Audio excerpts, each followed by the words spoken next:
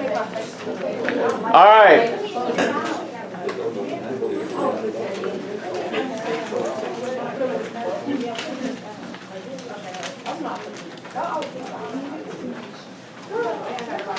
So, ladies and gentlemen, agenda time and going over a couple of things. First off, I did forget to record the bell ringer. I'll have to do that. Next block, I guess, to start. Excuse me? Okay. So, mathematics at its core is just the study of what? Patterns and relationships. We've got to learn about these patterns. Okay, Nikki, did you ever take the test? Okay, so here's a blank copy of the test with test notes. No, because then we'll have to do the retest if you want to not have a zero. All right. Excuse me. Focus. Math study of patterns and relationships. We're going to focus on learning those patterns and relationships. And so I'm going to give you a couple of quick notes on the test. Major issues that I saw across the board that we need to address to make sure we develop better conceptual understanding. As a reminder with textbooks, don't leave them in my classroom, otherwise they're getting chucked in the trash, which they were supposed to be gone yesterday, and I forgot to actually make sure they did that. Guys, your textbooks actually do matter. It hurts me to throw away people's textbooks, but if you don't feel like it's worth your time to hold on to, that is what you're saying, just throw it in the trash, Mr. Kenny. So take your stuff with you. Stop leaving your papers under my desk. Stop leaving your textbooks under my desk. Haley, did you take this test? You have a copy of it? Okay. So, textbooks and retest. I did get the parent newsletter out last night, but I will get it out today during fourth block, along with Matthew assignments. I still have not updated those. Sorry, there's just only so much time in the day. And plans I have sometimes don't work out, but I will make sure I get Matthew assignments updated. If I miss a Matthew assignment of yours that you updated or did more of later, shoot me an email. Even if you've already sent me an email, I'm okay with you. Send me another reminder because I miss things. Just let me know. Okay? And we're going to jump into lesson 2 after we go over some of this stuff. Quickly, number 4 on the test. There are several of these that we could have gone over earlier, but when I look up here at number 4, I need us to pay attention to a couple of things. First off, what should jump out at us about the roots or zeros for this function? What should we immediately notice about the zeros or roots for this function? There's a double root. Where do you see that double root? Far right side. Why is that a double root? It's touching the x-axis and then bouncing away. Guys, as soon as I see it touch and bounce like that, that's a double root, meaning it's counting as how many zeros? 2, right? Double root, what we really should say here is a 0 with a multiplicity of... It's a double root. What multiplicity does it have? 2. Okay? That's a double root with a multiplicity of 2. Remember, if I'm asking you about real roots, I'm only asking you about the real numbers on the x-axis. If I'm asking you about real roots, I'm asking you about the real numbers on the x-axis. Then, any other roots or zeros that we see on this graph? Where? Where it goes to the x-axis? How do we know this is a single root? Passes through, right? A 0 with a multiplicity of 1. How many zeros would have to be imaginary then? Hayden, you taking notes on this? Or because if we got an expo marker out, it's hard to make notes on our test. How do you know it's 2? Guys, if it's 5th degree, there's how many zeros total? 5. We have found how many? 3. So there has to be how many? 2. Another thing to remember with that is, we've talked about it, imaginary zeros always come in what? Pairs. The only way to get an imaginary 0 is to have x squared equals -4. And so when I take a square root, I have to get what? Positive and negative, and this will become 2i. The only way to get imaginary zeros is to take the square root of a negative, so they always come in pairs, which makes sense right here when I have 1, 2, 3 real zeros, and so I would have to have 2 imaginary zeros to get to a total of 5. That's what we need to notice here. I did not look at my extrema at all. The extrema don't tell me about imaginary zeros. The total number of zeros and how many real zeros I have tell me about the imaginary zeros. What are your questions before we continue?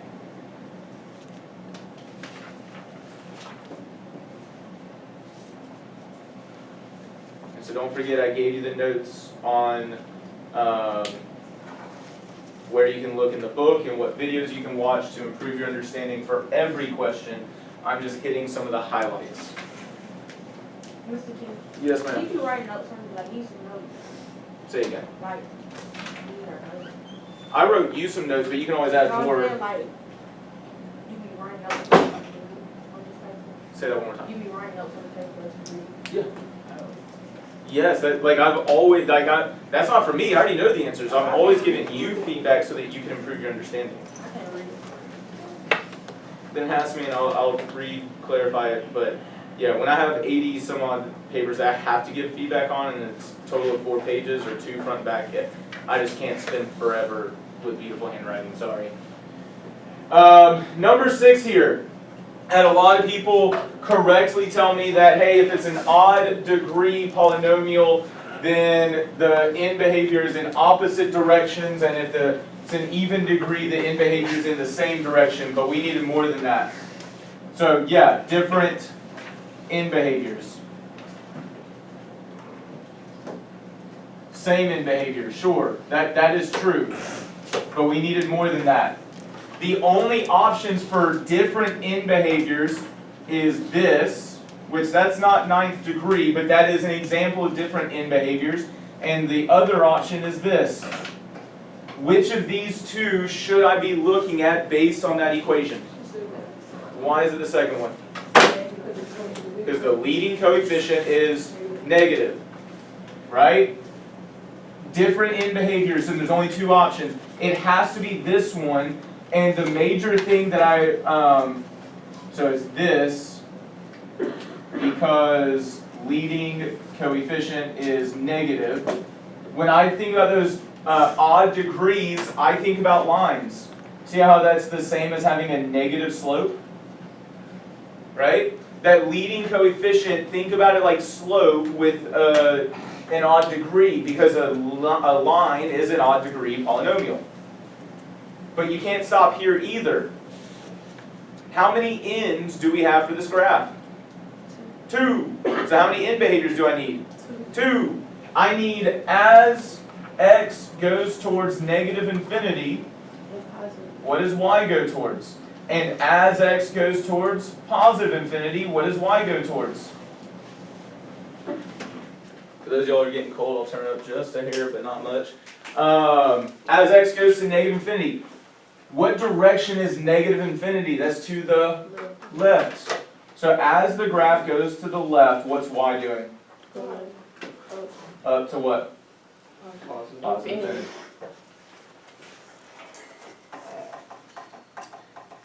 As x goes to the right, towards positive infinity, what's y doing? Going down towards negative infinity. That's what we need for end behavior. You're missing details, but you also got it wrong. So like, you just wrote answers without details, which is why you got to that 0. You're right. I have no clue what I'm looking at. You got it. What are your questions about this end behavior to make sense out of it? Hey guys, I need y'all to hear me clearly on this. I can figure out this end behavior without drawing out a graph, but you know what I'm doing in my head? Picturing this. For your evidence of understanding, to see that end behavior, show me a quick sketch of the graph. That's your evidence of understanding. That's you telling me that you understand end behavior and how to write the end behavior from that. So when I look here at B, same end behavior, there's only two options. Either this or this. Which one should I be going with? Why the left one? Positive leading coefficient. It's not about even or odd. Even or odd degree tells me if the end behavior is different or if the end behavior is the same. The positive and negative leading coefficient, the positive one, tells me it's a lot like a parabola that is concave up. And then as x goes towards negative infinity, so that means as x goes to the left, y is going up. Y is going towards infinity. As x goes towards to the right side, which is positive infinity. So as we go to the right, y is going down. Up. Sure about that? I see that arrow up, right? I couldn't see that. Gotcha. That's what I'm talking about with end behavior. Nisha, what are you drawing? It just came out circle. Yeah, I want you to know that looks like a finger flipping somebody off. Oh no, it's a birthday cake. Oh my gosh! Does anybody else see that though? Like, that looks like you trying to give someone the bird. It's like a candle. You don't want to use that what it look like. That shit is nice. Alright, questions about number 6 before we continue. Yeah, that's on camera if y'all want to roll. Hopefully this is a quick recap to help us improve our understanding. I will also point out you're going to have to do end behavior with the current function or the current set of functions we're on with these inverses pretty soon. So we need to make sure we understand how to do end behavior. I will point out when it comes to end behavior, we're focusing on using that graph and then hopefully getting to the point using just the equation, but we are going to be using the graph to figure out end behavior. Mr. King, Yeah. you edit your video? Nope. It's on the It's raw footage. I'm gonna go back and I'm gonna be like, this type of bullying. This time. Number 7. Hey, ladies and gentlemen, y'all gonna drive me crazy with the zero product property. I'm tired of us, a handful of us still not realizing we got a zero product property here. What allows me to set each factor equal to 0? That zero product property. But y'all are forgetting why the zero product property works. It doesn't work because we want it to work, which is essentially what most of us have said. Oh, the zero product property works because we need to find the zeros. No, that's not why the zero product property works. Then why does it work? If A times B is equal to 0, what is the only way to get a product of 0? If one of the factors is 0. That's why. If the product is 0, or if a product is 0, Okay, then at least one factor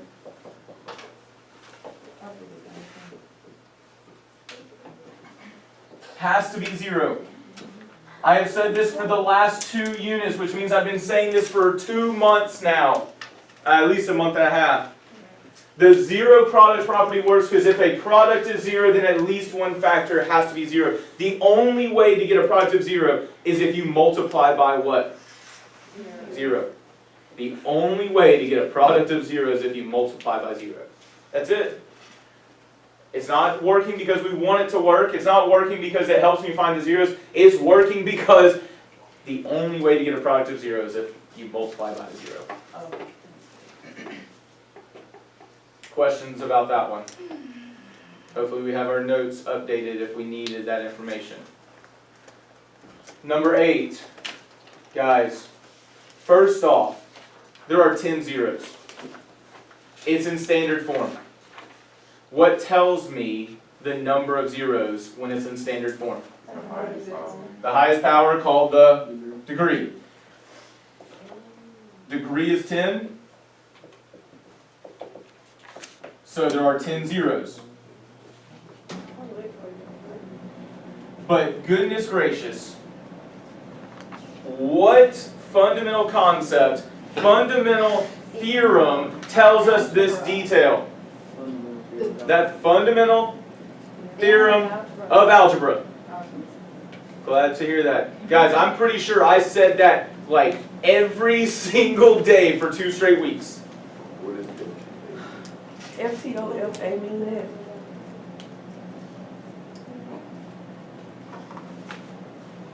Marcus, I'm answering your question up here. I know, I see. Okay. That fundamental theorem of algebra. Literally, the fundamental theorem of algebra says that whatever the degree is, there are that many, not at least that many, there are that many zeros. Some of them may be imaginary, some of them may be due to multiplicities, but whatever the degree is, that's how many zeros there are.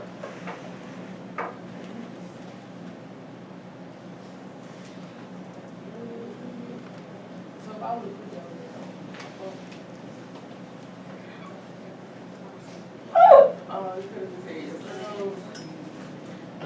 I need you to be aware that like I'm trying to make the questions as clear as possible. You gotta read the full question. Your answer needs to include the important concept that informs you this. Why do I know this? And I really should write the word because of the fundamental theorem of algebra. That's what the fundamental theorem of algebra tells us. Questions, comments, or concerns before we continue? Going once, going twice. So.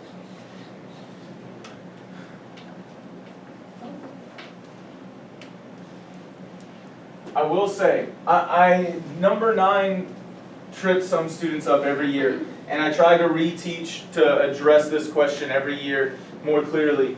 But guys, if you're dilating, yes, you are multiplying, but I want you to think about f of x. What type of function is f of x right now? What type of function is f of x? Quadratic, right?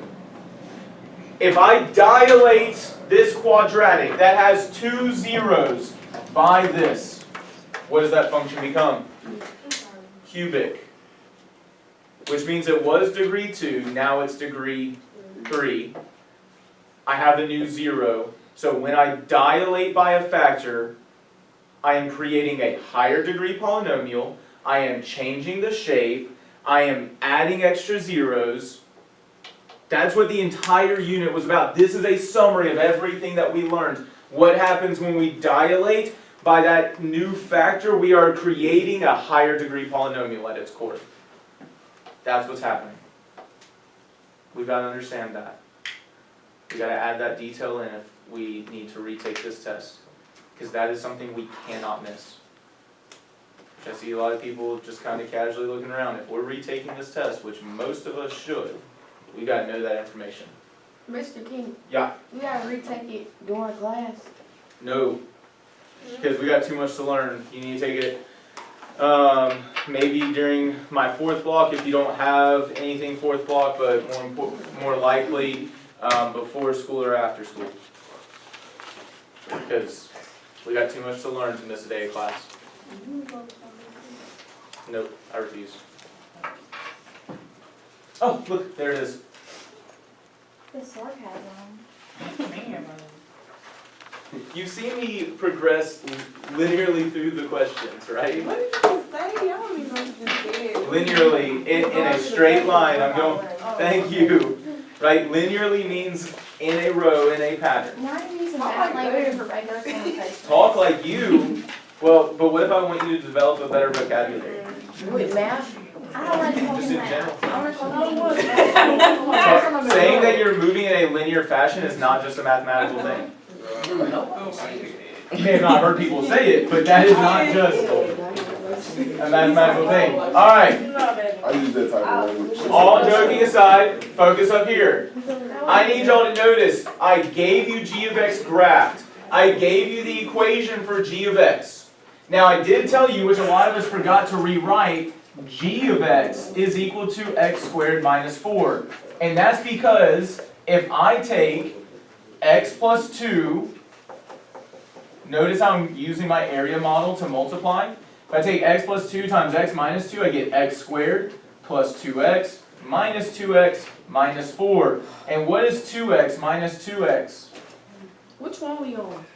Number 17 on the yellow sheet. What's 2x minus 2x? So then I'm left with just x squared minus 4. I was just going ahead and doing that work for you so that you didn't have to do that piece, okay? But you should have had g of x is equal to x squared minus 4. And then we come here to part A, and it says, write the dilation of g of x as h of x. So h of x is equal to g of x. What's the word dilation mean? Multiply. And what are we multiplying by? Negative 2x minus 4. Dilate g of x by this. Now, what we should have then written, what is g of x the same as that I could substitute in here? X squared minus 4. That was all I was looking for. Now, you should have justified it. You should have made the note, hey, that word dilate means to multiply. That's a part of the justification. And then B, in part A, you wrote h of x in factored form. Convert that to the standard form. How do I convert to standard form? By multiplying, and I recommend that area model.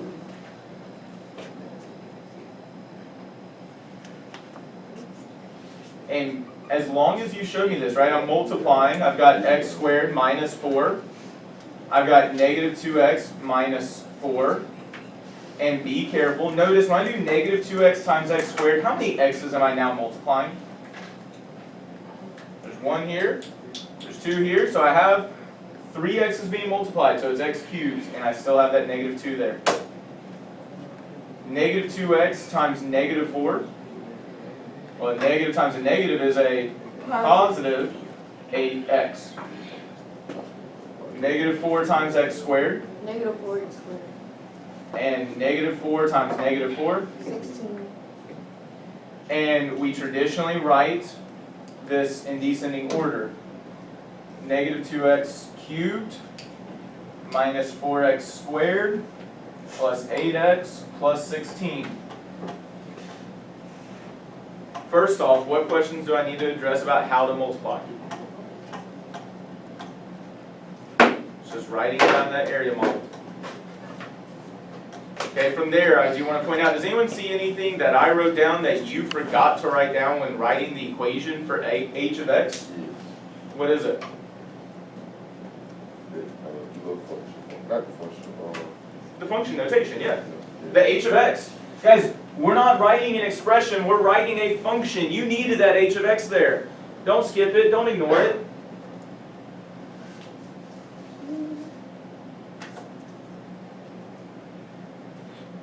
What are your questions?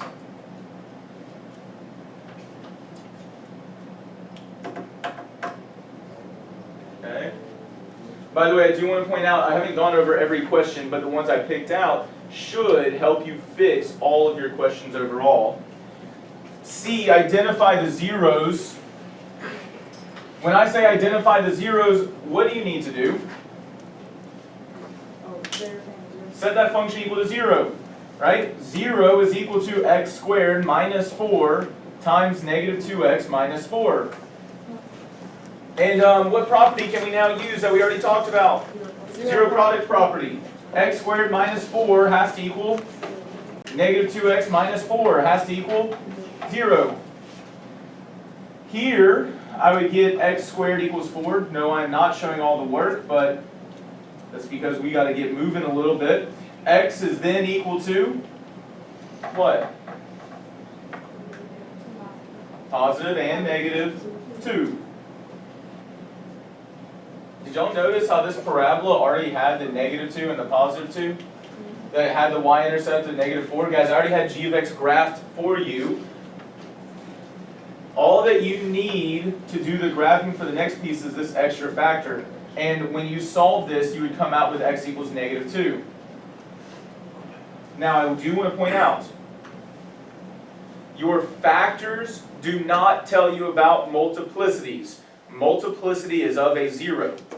So you see right here how I have x equals a positive 2 and x equals negative 2. So the way I would write this is x equals 2 with a multiplicity of 1. and x equals -2 with a multiplicity of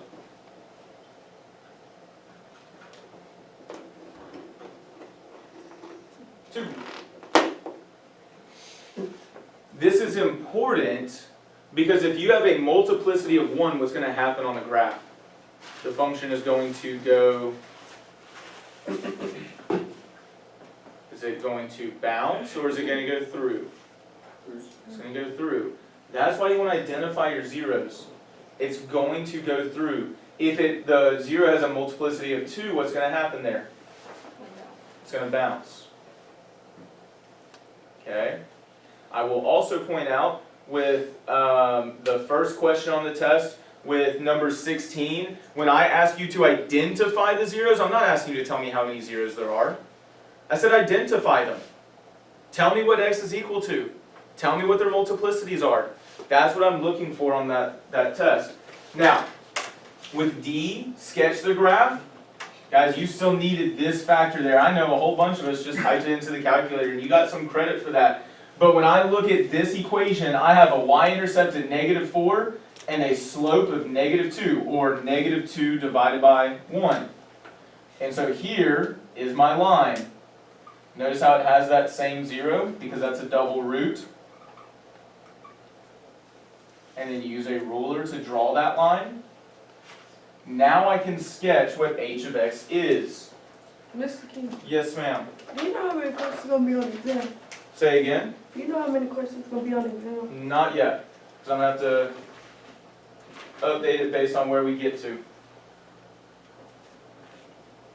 What am I identifying right now with those vertical lines? The roots, or the zeros, of the factors, which will also be zeros of what?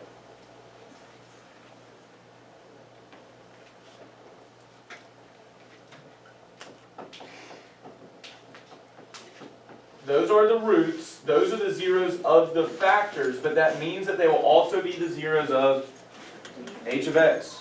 Because if I multiply by 0, hey guys, what do I get? 0.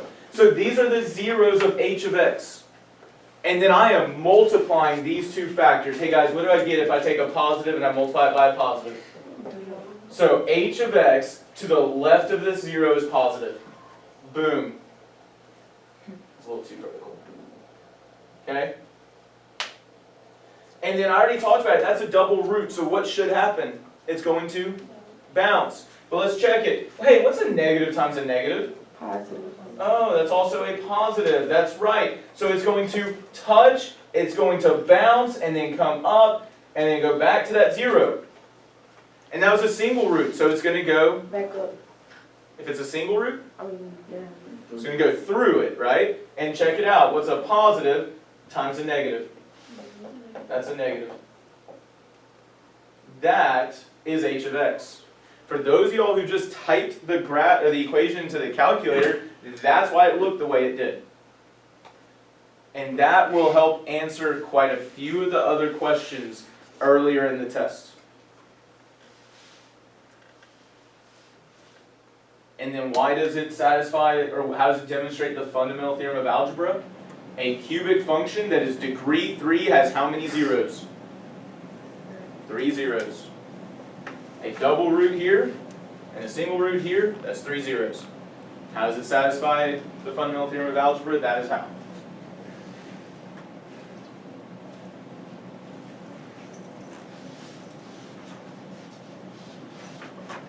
Last page, numbers 20 through 22. When I ask you to estimate the extrema, I'm not asking you how many extrema, guys. I'm asking you roughly what they are. How do I know where extrema are on a graph? That's the what? Turns. And you didn't have to have the exact values. You just had to estimate. For example, I would say this is about an x value of 4, maybe just a hair above 60, right? Because that's 40. So it has to be 60 and then 80, so maybe a 62, a 63, somewhere in there. That's estimating that extrema. Now the more important thing is, what type of extrema is that? An absolute minimum, not just a relative minimum. It's a relative minimum, sure, but it's a relative and absolute, which you can just say absolute minimum. Ethan, why is that an absolute minimum? Yeah, is there anything below that point? Nope. Right here, this would be a relative maximum. Are there y values above that point? Yes. So identify what the coordinates are and tell me that that's a relative max. Finally here, this is a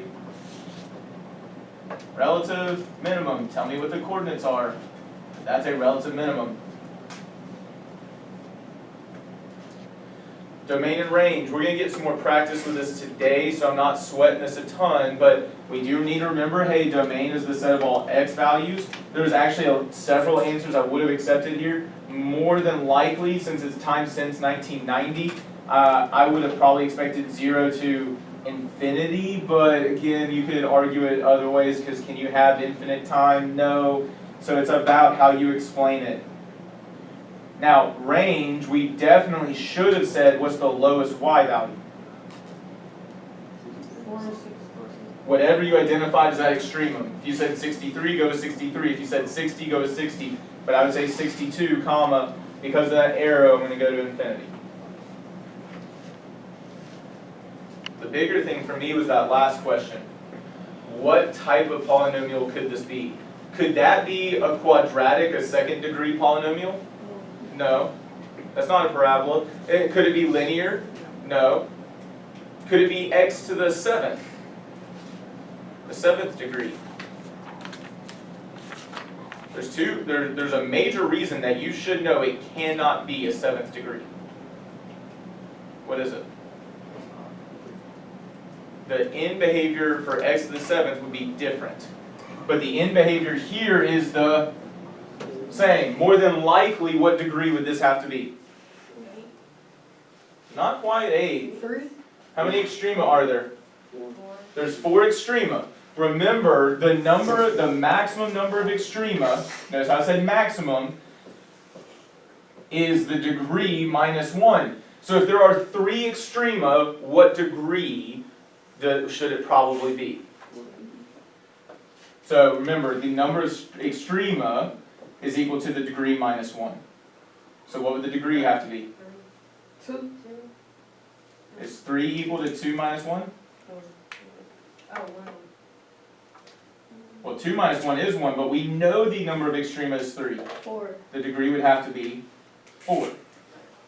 If there are, remember the number of extrema is 1 less than the degree, so the degree is equal to the number of extrema plus 1. I see 3 extrema, 4th degree, and would that leading coefficient be positive or negative?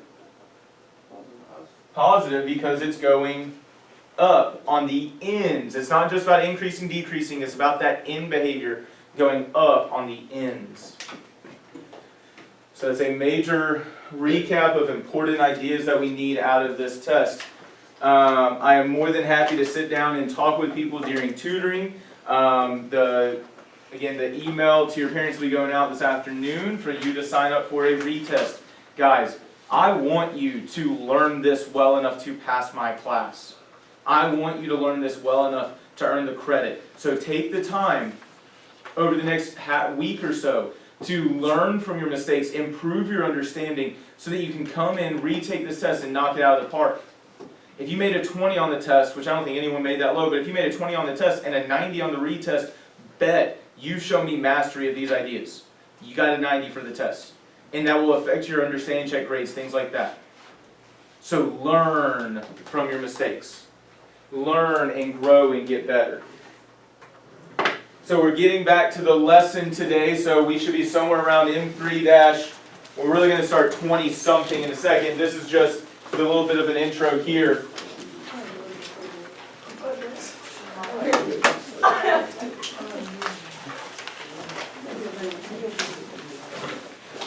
Okay, we got to move somewhat quickly. So,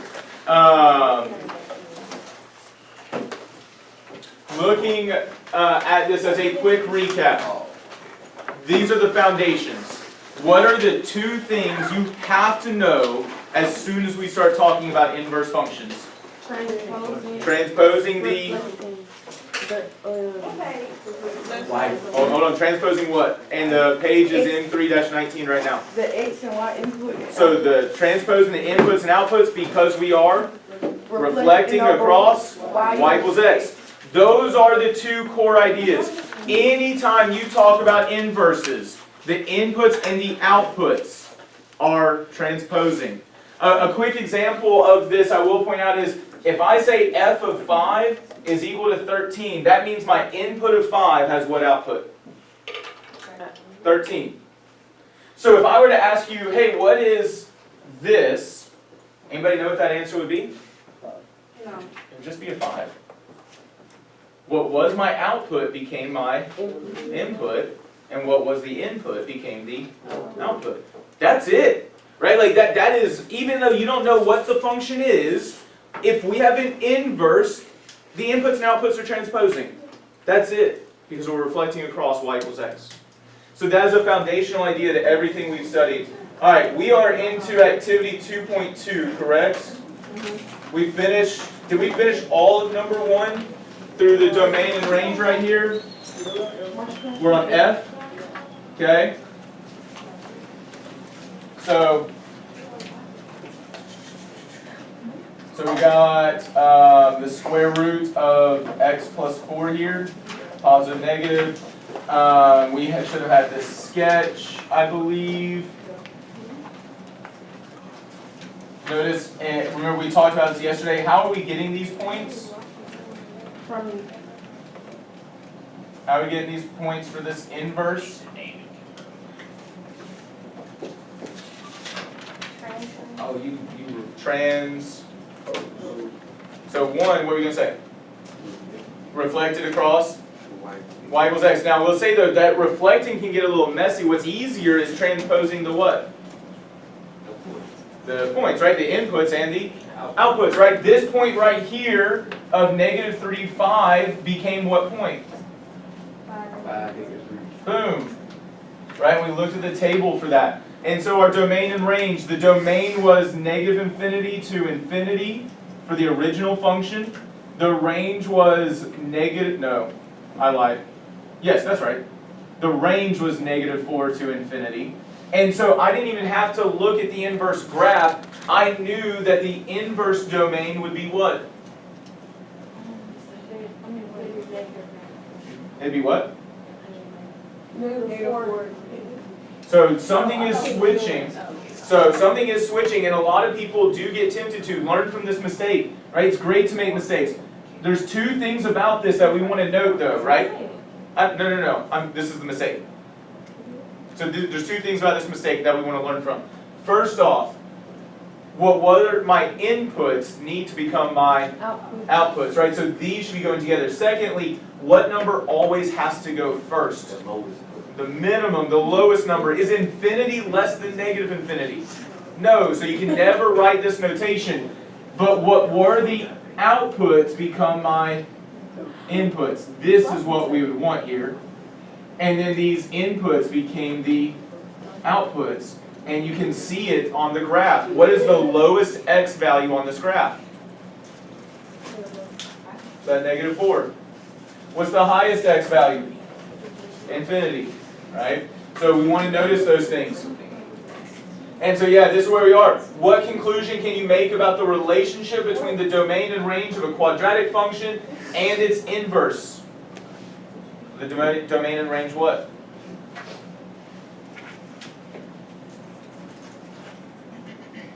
The domain and range what? The domain and range switch, thank you. Right? We're seeing that time and time again.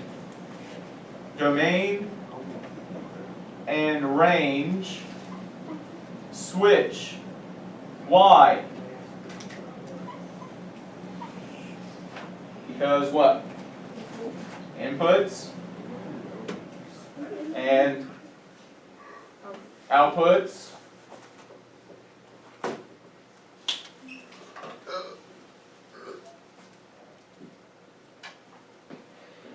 thank you. focus is that they transpose. They switch because they transfer, it's the same. So the difference is the individual inputs and outputs transpose, which causes the domain and range to switch, right? So it's a very small difference, and I won't like penalize you on it, but it is a slight difference where the X and Y, the individual inputs and outputs transpose, causing the entire domain and range to switch.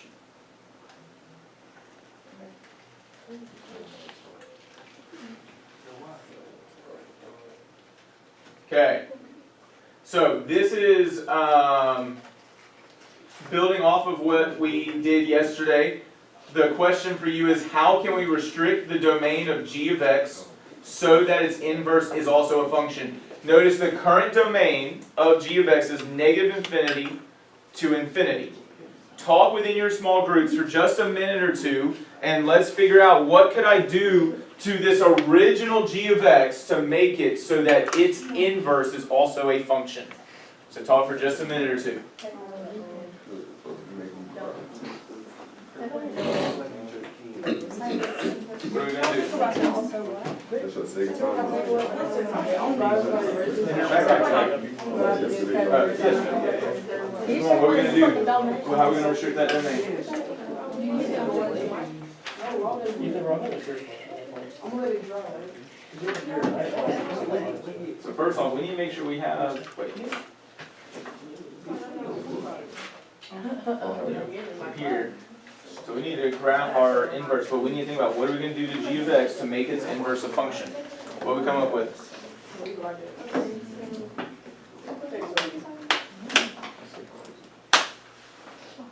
Have we talked about it at all?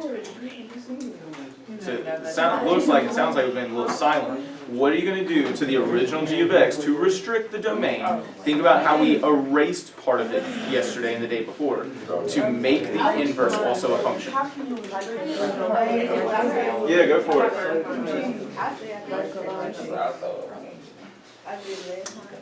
What did we do last time?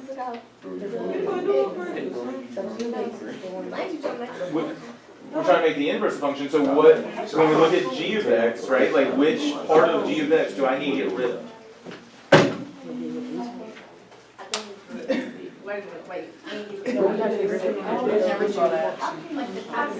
Come on, Marshall.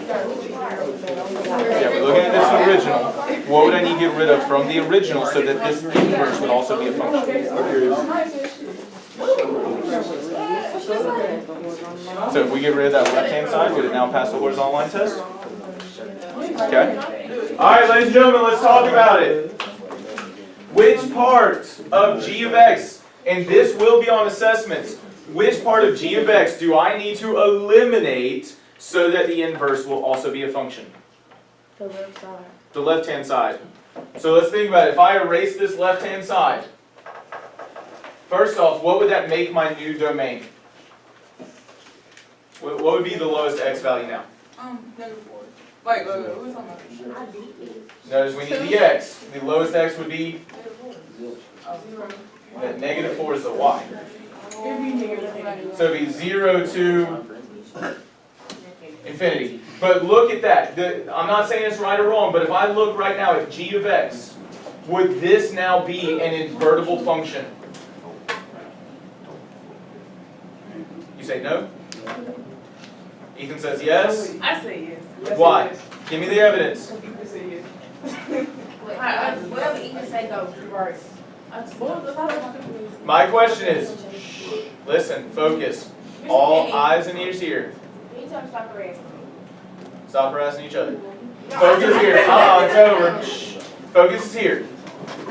My question is, when we restrict and get rid of this left-hand side of g of x, would g of x be invertible? Why? It now passes the horizontal line test, doesn't it? Which means that its inverse will pass the vertical line test. So notice if I take out this entire left-hand side, which part of this inverse would get eliminated? The top. That would make sense, wouldn't it? Not quite, though. So think about it this way. if I look right here at 2, 0, or yeah, you see that 2, 0 here? And I will say this, it looks like it, and I will say it plays on my mind as well. The way I figure out which part gets eliminated is by looking at transposing the inputs and outputs. What would 2, 0 become? 0, 0, 2. You see how that's this point? Up top? So it's not the top part that gets eliminated, it's actually this bottom part. Is that inverse now a function? Yes. And does anyone know the name of that shape, of that function? Yeah, you do. What's the inverse of a square? No, listen to my question. What's the inverse of a square? A square root. Sorry, I see what you're saying. I was referring to x squared. My bad. But what's the inverse of a square in the terms of x squared? X square root. So what function is this? Square root function. Okay. So how can we restrict the domain of g of x so that its inverse is also a function? Well, we do that. Look, hey guys, hear me clearly on this. Pause. We're not just erasing. That's a casual way to say, focus, that we are only letting x be 0 to infinity, right? I am taking this away by only looking at 0 to infinity in the x. But we're doing that so g of x passes what? Which one? You're good. You're getting there. Horizontal line test, ladies and gentlemen. And I need you to hear me clearly on this. I will go ahead and tell you, on an assessment, I will give you a function like this, and I will ask you to restrict the domain so that the inverse is also a function. So you need to understand how to restrict the domain so that we get the inverse being a function. Now,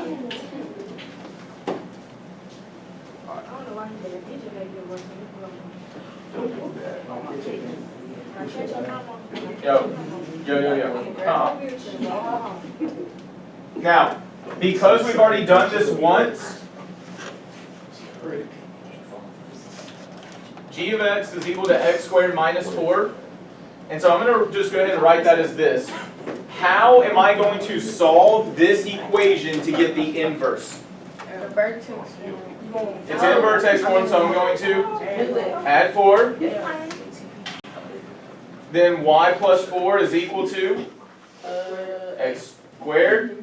Then square root. And so what is x equal? Okay, so remember though, remember how we just got rid of all those negative values for g of x? So do I have both the positive and the negative now for the inverse function? I only have the positive, and you can even see it. You see how I only have those positive values? So when we restrict the domain, the positive and negative goes away. So now one input will have how many outputs? Not anymore. We only have one. We had 2 before because of this. But if I restrict the domain, one input has one output. So there's no plus or minus when we restrict the domain.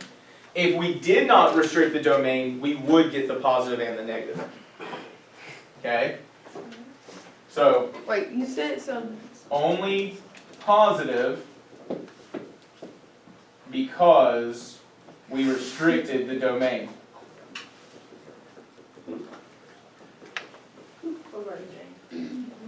That would be a good note to put right here when we would write the square root of x plus 4. So remember, at the end is when I would transpose, right? I don't transpose until the end, but because they have an input of x, I need an input of x. And that's that inverse notation.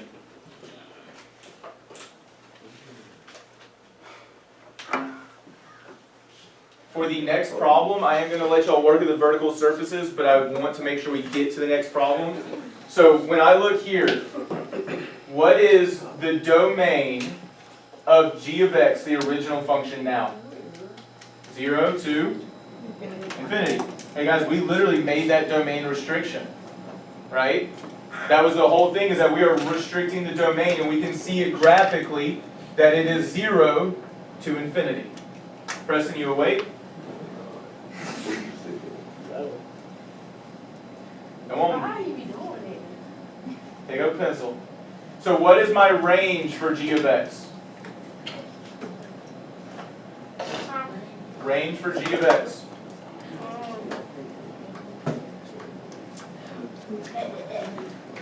Y'all look at the graph for g of x. The original was the lowest y. -4. What's the highest y?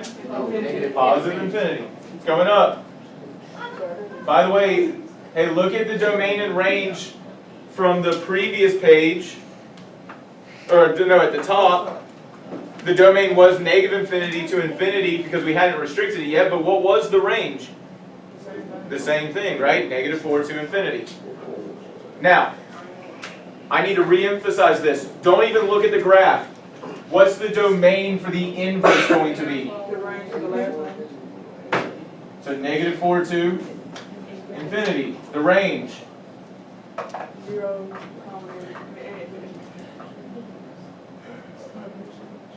So what were my inputs became the outputs, and what were the outputs became the inputs. Can we make a substitution for that? Did you not input? No, that is, yeah, I didn't input it. It's supposed to be a bracket. That is the infinity sign. Look, I always start at the center, and then you do a loop, and then a loop. That's it. Practice it, and it gets easier. You start in the center, do a loop, and then a loop. Oh my lord. Start at the center. Yep. Start at the center, do a loop, come back to that center, and do a loop. Oh, I did I it! had to flip my book to the side. You can also And did an 8. you can also do that. I will say this, when I started writing infinities, I did have to turn my book to the side and write an 8. But when you practice it over and over, because I've literally been writing infinities for 17 years now, it gets a lot easier. 18 years, yeah. So I've been doing this, writing infinities longer than most of y'all are old. Longer than y'all been alive. Okay. Notice, once again, hey, what conclusion can you make about the relationship between the domain and range? The domain and range for the function and its inverse. Remember the individual inputs and outputs transpose. The domain and the range, they switch. Thank you, Sanaya, for paying attention when I've said that multiple times. The domain and range switch. Under I, once again, the domain and the range are switching. Yes, and that's the original before we restricted the domain. All of this goes down here.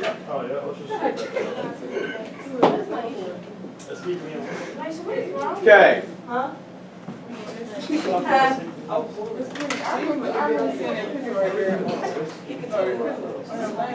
What? What picture? Oh, That's still on your Oh, this picture? It was on geometry. No, it wasn't. Yes, it was. It's a lie. You remember saying it was on geometry? On what? On geometry. What is jail? I just, you remember this? I've never been to You jail. remember that? See that picture right there on geometry? That picture was on geometry. You look it up. Nathan King. Thank you. He was smiling. Thank you. Mr. King, I would not wish your representation. I'm not agreeing. Yeah. Thank you. Number 2 here. So this is where we are extending this. This is where you're going to get some time to do this individually now that we've done it once all together. I'm still talking. Please listen. So we are now looking at h of x equals x minus 4 squared. Notice that's this parabola right here. Does anyone know how h of x was transformed from the basic quadratic function f of x equals x squared? What happened to that function?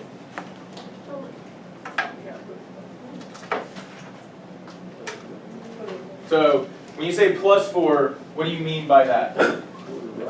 And so it moved 4 to the right. What transformation are you referring to when you say 4 to the right? It was translated 4 to the right.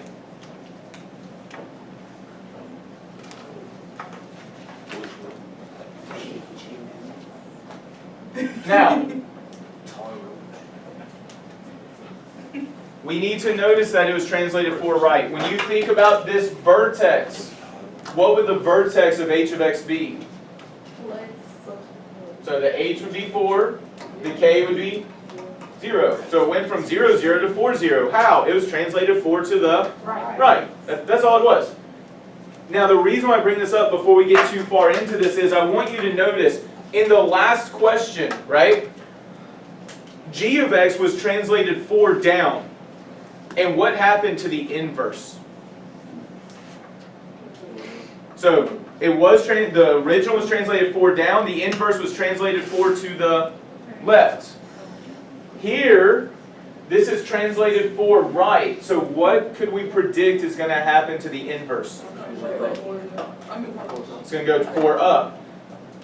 What is an input becomes an output. We want to notice that.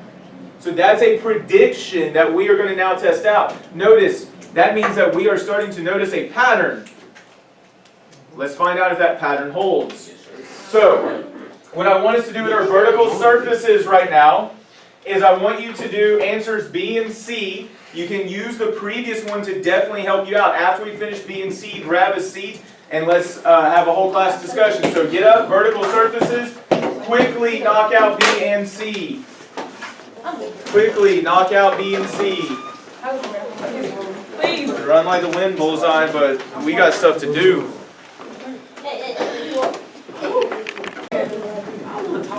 Very cool. Shania, let's grab a seat so we can talk about it. So, remember, okay, this may have been something I should have reminded you of from the beginning, but when I am trying to find the inverse equation, what was an input needs to become the what? So what do I need to do to this equation to get just what x is equal to? I need to, yes, square root. Why am I taking square root? That's the inverse. Guys, I gotta, and someone, I think Jose, you said it. What did you originally say that we need to do to that equation? We need to, starts with an S. He didn't say. I said it. I said it. Did you say it, Marshall? I said solve. Solve it. Oh, yeah. We got to solve that equation. We got to solve it for x. We got to know what does x equal. And so this is a quadratic in vertex form. And if I recognize this quadratic in vertex form, I'm going to use what to solve? Inverses. Inverses. With properties of equality.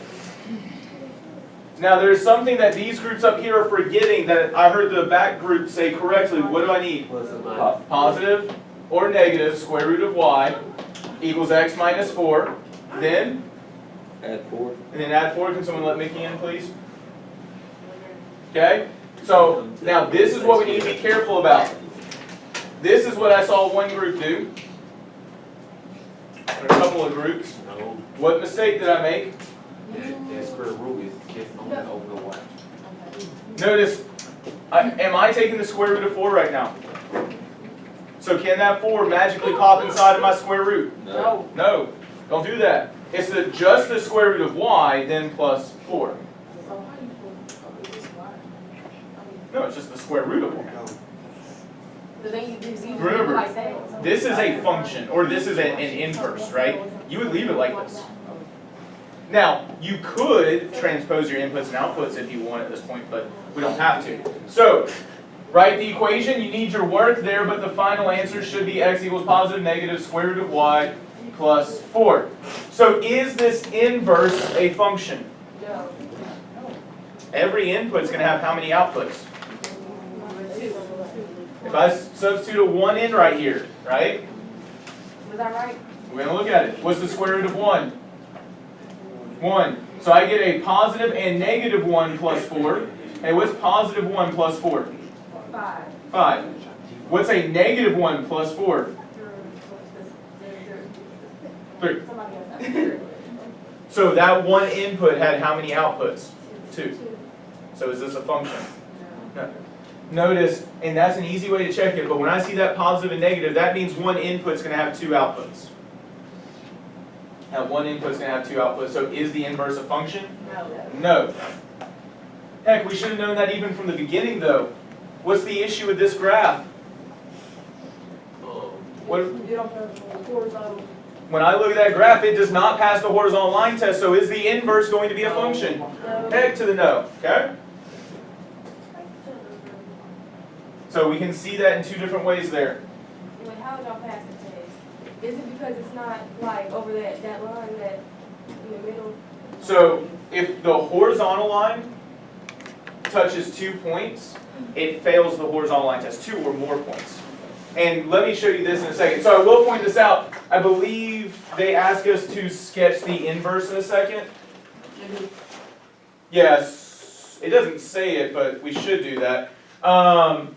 So here's my original function, x and h of x. The points I see on that graph are 1, 9, 2, 4, 3, 1, 4, 0, 5, 1, 6, 4, and 7, 9. So what would be the inverse? 14. Oh, I mean, you got it. 0, 4. 5, 6, 4. 4, 6. Oh, 4, 6. And I see. Okay, as I'm just transposing the inputs and outputs. What was a point, I transposed it. So 9, 1, 4, 2, 1, 3, 0, 4, 1, 5, 4, 6, and 9, 7. And so there's my inverse. Did our prediction that it translated up 4 hold up? It translated up 4 from what it originally was. So, Miracle, to answer your question, notice when I have this horizontal line, it touches 2 points, right? So when I reflect across y equals x, that's going to become a vertical line. And how many points does that vertical line touch? 2. 2. 1 here and 1 here. So that one input has 2 outputs. So the horizontal line allows us to do the vertical line test for the inverse right away without having to do the inverse. Okay? But that's all it is. So that horizontal line test, if the horizontal line touches more than 1 point, then I know the inverse is going to fail the vertical line test. What are your questions about that sketch? Hopefully we have it down. Pay attention to those points.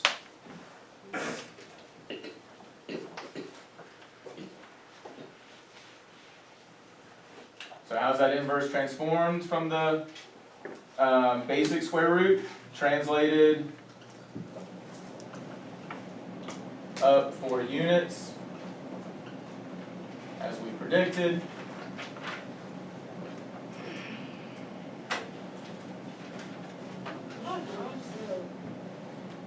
Does anyone have, which we need to write this here, positive, negative, square root of x plus 4. Anybody have any predictions about what's going to happen with this domain and range based on things we've talked about time and time and time again? The domain and range are going to what? Switch. Okay?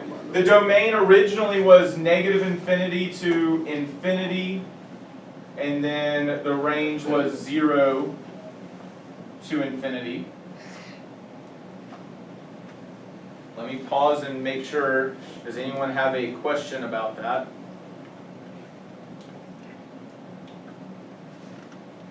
By the way, I do see several of us who don't have a textbook. Several people left volume 2s here that I have put in the trash. If you want to grab one of those, you can. Or you can see Miss Dennis.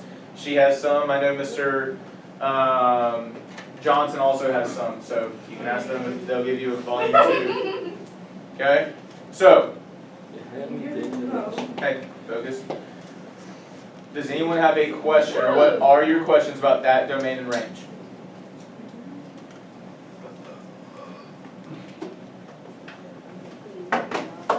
Okay, so what will be the domain and range for the inverse? 0 to infinity. And the range? Negative infinity to infinity. And do we see that in the graph? The lowest x is 0, the greatest x is infinity. It's going to continue down, so the lowest y is negative infinity.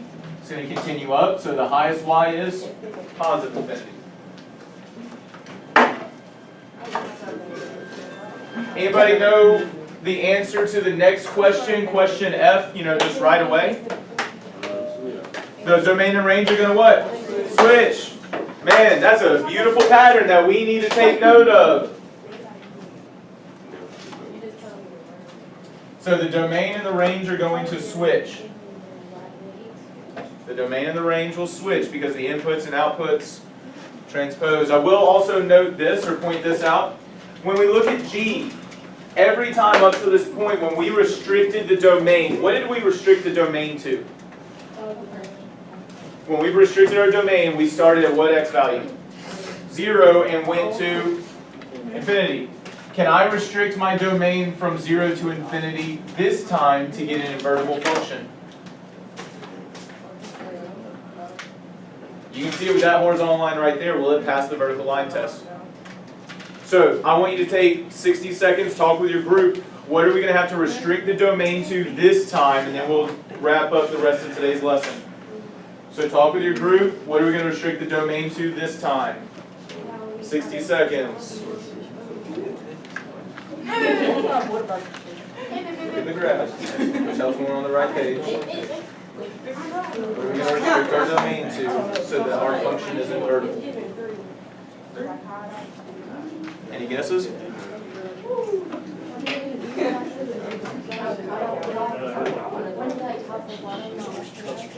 Well, remember, we're restricting domain, so we need to restrict the x values of the original function, which will affect the inverse, right? Because you need to be careful with your graph. That graph is not accurate. Look at those individual points transposed.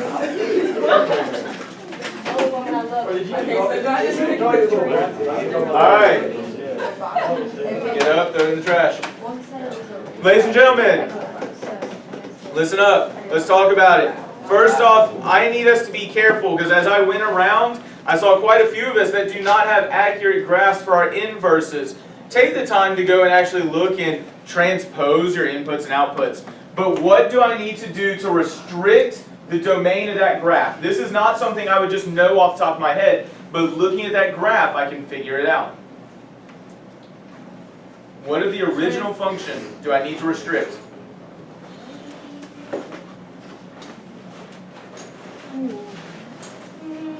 Okay, if I just say the domain is only 0 to infinity, will that function be invertible? No. Can I do 2 to infinity? Would the function be invertible? So it would only go to here. I would get rid of all that. Would it be invertible? No. It's going to fail the horizontal line test here. So where do I need to restrict the domain to? 4 to infinity. Notice how I have to go to the vertex. So when I look at the inverse now, it'll only be these points. What was the next one? 4, 6. So there's my inverse. So restrict the domain from 4 to infinity. We're going to wrap up this lesson within the first 20 minutes or so tomorrow. And we're going to do a quick understanding check and then start the next set of functions and their inverses. Guys, take the time to go through this lesson to make sure you understand what an inverse is, how they are related, an inverse and its function are related, how to restrict the domain. Sir? I know. Did you not hear me earlier? I haven't put it in my plan was to. So I put it, that means I put it in a while ago and I haven't gone back. Alright, don't forget, I feel like there's been some good learning today, but what are all of you capable of more? We got a lot of assignments that some of us are forgetting. You need to study for those retests. You need to knock out your Mathia, which will help you get ready for that retest. So, take advantage of the resources you have. There's notes on each test question. If there is a Kleenex on your desk, grab it and throw it in the trash. Do not leave papers or textbooks in my class.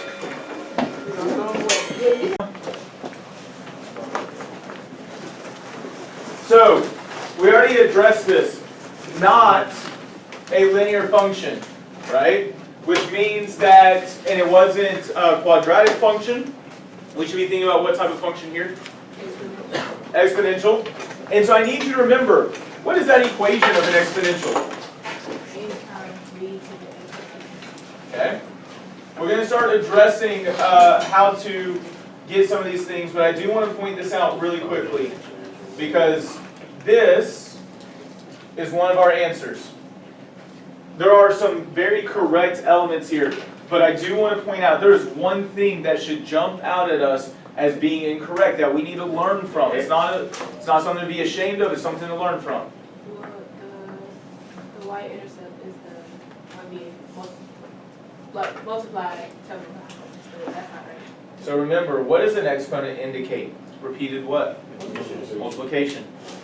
Is 375 being repeatedly multiplied in this function? No. That's the y-intercept. We want to put the exponent on the constant multiplicative rate of change. And we do need an exponent. And so when it comes to that constant factor, it looks like some of us were lost because, well, we didn't know, a lot of us didn't get our equation in. But the two different things here for our factor, for whatever b is, are 5/3 or 3/5. And I'm going to show you two ways to get the correct one, but I want to hear your arguments. Which of those is correct? Why though?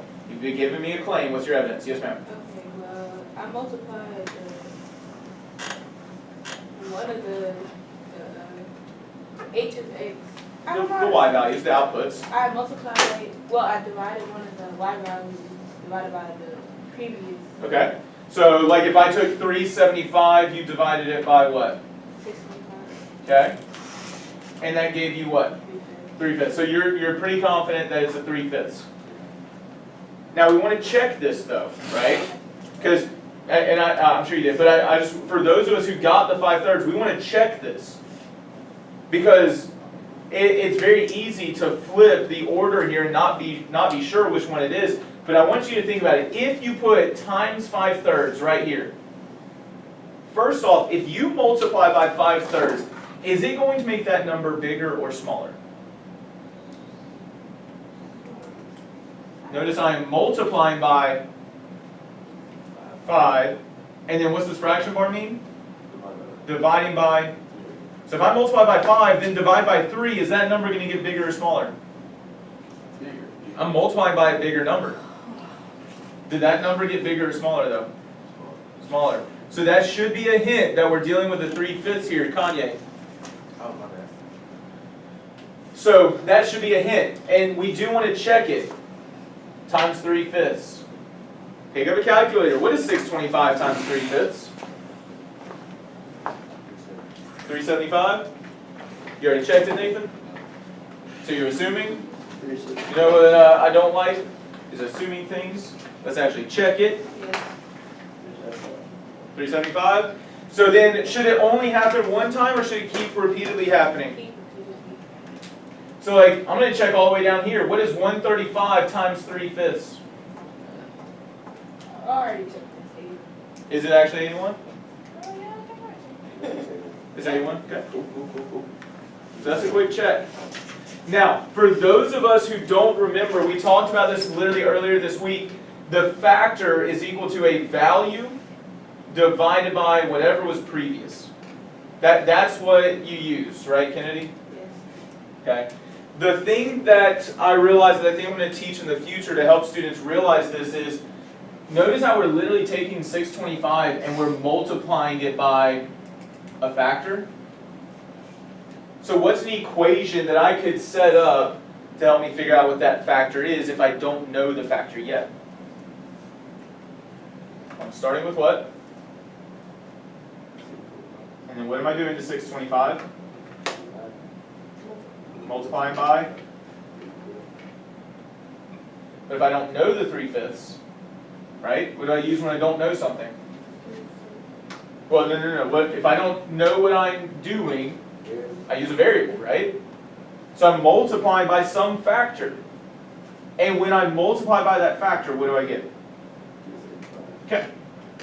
Guys, that's a very simple equation. What would I do to solve that equation to get what the factor is?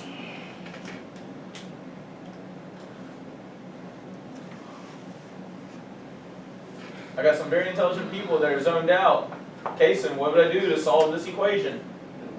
Divide by what? So I'm dividing 625 by 375 like this? You use a reciprocal. So be careful with our language. Also remember, we're trying to solve for this f, so I need to undo this multiplication. So divide by 625. And so notice that f would equal 375 divided by 625. Does that look familiar? Yeah, I'm pretty sure that's exactly what Kennedy just did, right? So this is a shortcut of value divided by the previous, but you can very easily set up this equation as well to help find that factor. Huh? Which one? Which one's the basics? This one or the original? The original. Okay. But see, like, here's the thing. This requires you to memorize, where this one just requires you to recognize, hey, 625 times something equals 375, and so you don't have to memorize as much. So you do which one you want to do. I don't care, I'm just giving you options. Yes, Kennedy? So, does it matter like which one we do? Will we be tested on the language patterns? No, I am going to assess whether you know how to find what the equation is, and those are options of figuring out what that constant factor is. Okay? So I'm just getting, like, if you are struggling to remember f equals the value divided by the previous, here's an alternate way to just say, hey, I'm going to say 625 times my unknown factor is 375, and I'm going to find my factor that way. It's just an alternate way to do it. Okay? Now, we have our constant factor, we have our y-intercept, so what's our equation? H of x equals 375 times 3/5 to the x power. Please notice how I do put parentheses around the 3/5, because I'm repeatedly multiplying by the entire 3/5. But what are your questions about how to write the equation of an exponential before we continue with today? Going once. Going twice. Sold. So please notice, this is again that review to help us start preparing for that final. Hopefully some of us won't have to take it, but for those who do, well, one, even if you don't have to take the final, we need this review so that we don't forget this completely next year. But if you need the final, this is review for that. As we've been discussing, and I cannot let you forget ever, what is mathematics? Studying patterns and relationships. Yeah, there's a lot of language that goes with that, but if we understand what the vocabulary means, those patterns and relationships become very easy and manageable. So we've got to learn how to talk about the mathematical patterns and relationships. I'm going to go over a few quick notes on the test, which is why you need the test out, especially if you need to do a retest or want to do a retest. I've already given you extensive notes, question by question. No, I did not. I sent out a message to all parents this morning, letting them know that I was supposed to send that out last night, and I didn't get to it, but I will send it out 4th block today. I just didn't finish it, so I started it, got part way through, but there's only so much time in a day, and when you're falling asleep trying to write a newsletter, it doesn't work out very well. Yeah. So let's look at quick notes on the test. As a reminder, don't leave your textbooks in my classroom. They can join the pile of stuff that's going to get thrown away if they do that, because that's essentially what you're saying.